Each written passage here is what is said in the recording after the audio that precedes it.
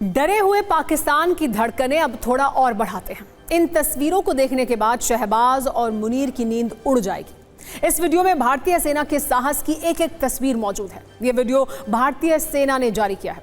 इस वीडियो के जरिए दिखाने की कोशिश की गई है कि आखिर दुर्गम पहाड़ों पर युद्ध कैसे लड़ा जाता है, जहां बर्फीली आंधियां आती हैं, तापमान माइनस में चला जाता है और ऑक्सीजन की कमी हो जाती है।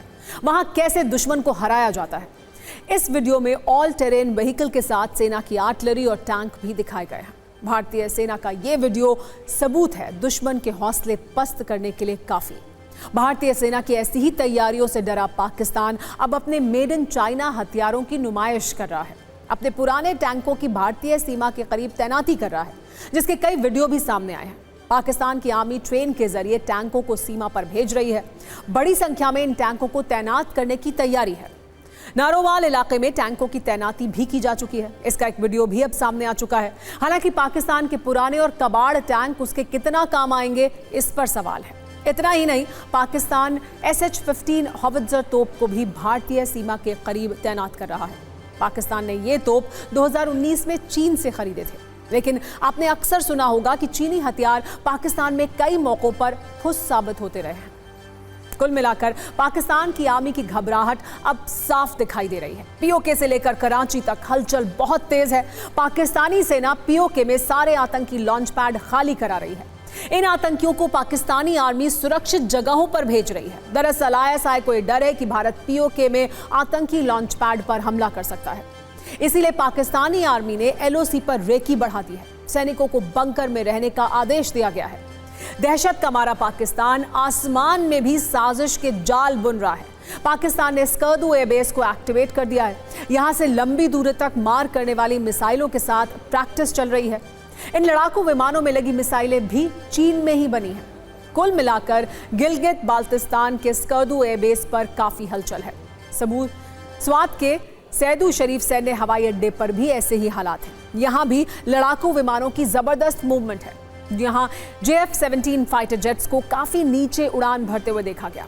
ये फाइटर जेट लंबी दूरी की मिसाइलों से लैस था। खबर है कि ग्वादर में भी F-16 जेट्स तैनात हैं।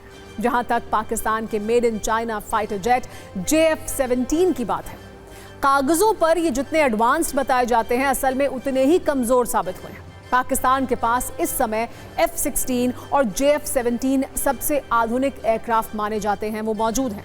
लेकिन JF-17 की तकनीकी दिक्कतें, खराब परफॉर्मेंस और उड़ान के दौरान एयरफ्रेम में दरारें आना अब पाकिस्तान के लिए एक बड़ी समस्या बन चुकी है।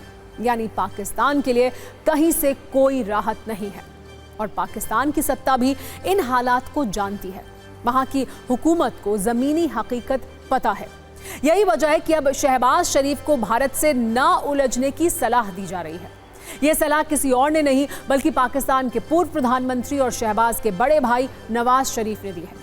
खबर है कि शहबाज शरीफ अपने भाई को NSC बैठक की जानकारी देने गए थे। इस दौरान नवाज शरीफ ने उन्हें देश को युद्ध से बचाने की सलाह दी।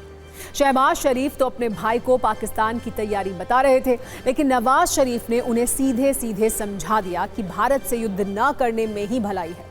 शहबाज को इस मुश्किल वक्त में नवाज शरीफ ने सलाह दी है कि वो बातचीत से तनाव को कम करें।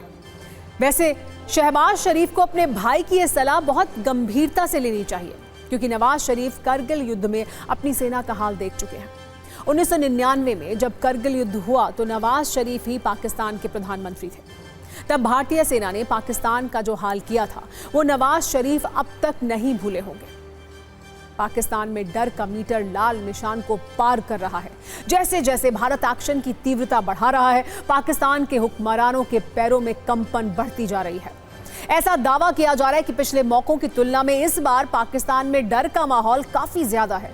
और इसकी बड़ी वजह है भारत में 360 डिग्री गुस्सा। यानी जनता से लेकर सरकार और विपक्ष सब इस आतंकवादी हमले के खिलाफ एक प्लेटफॉर्म पर है। भारत में आमतौर पर विपक्ष किसी तरह की आक्रामकता के खिलाफ रहता है। वो ज्यादातर मसलों को बातचीत से हल करने के पक्ष में रहता है। भारत सरकार की नीति भी यही रहती है। लेकिन इस बार मामला थोड़ा बदला नजर आ रहा है। असदुद्दीन ओवैसी से लेकर फारूक अब्दुल्ला, उमर अब्दुल्ला और शशि थरूर जैसे युद्ध विरोधी नेता पाकिस्तान में घुसकर मारने वाले एंगल से बयान दे रहे हैं और ये मांग कर रहे हैं कि इस बार पाकिस्तान का फाइनल सेटलमेंट होना चाहिए। पहलगाम आतंकी हमले पर सर्वदलीय बैठक में सभी राजनीतिक दलों ने सरकार को फ्री हैंड दिया था।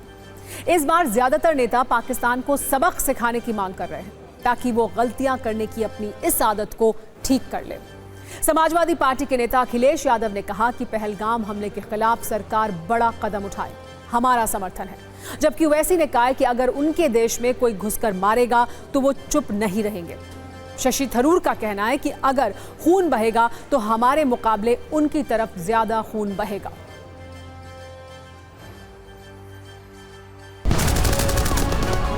हमारा चलना है यार।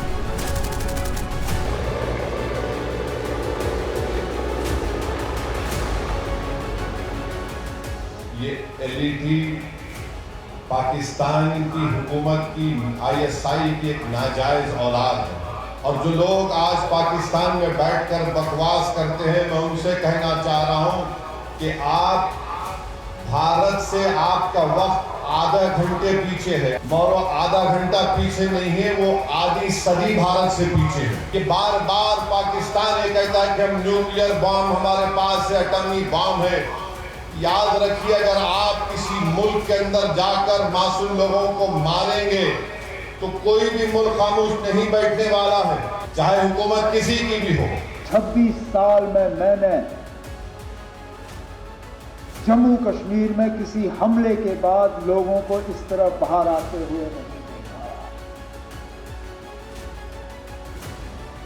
कठुआ से लेके कुपवारा तक शायद ही कोई शहर या गांव ऐसा जहां लोगों ने बाहर आके इस हमले की मजम्मत नहीं की। मिलिटेंसी, टेरर, दहशत, आतंकवाद, इसका खात्मा तब होगा जब लोग हमारे साथ होंगे और ये स्पीकर साहब उस मौके की शुरुआत है। अगर के हम इस मौके पर एहतियात से कदम जो है लें, हमारे तरफ से कोई ऐसा कदम नहीं उठना चाहिए जिससे कि हम लोगों को अपने से दूर करें।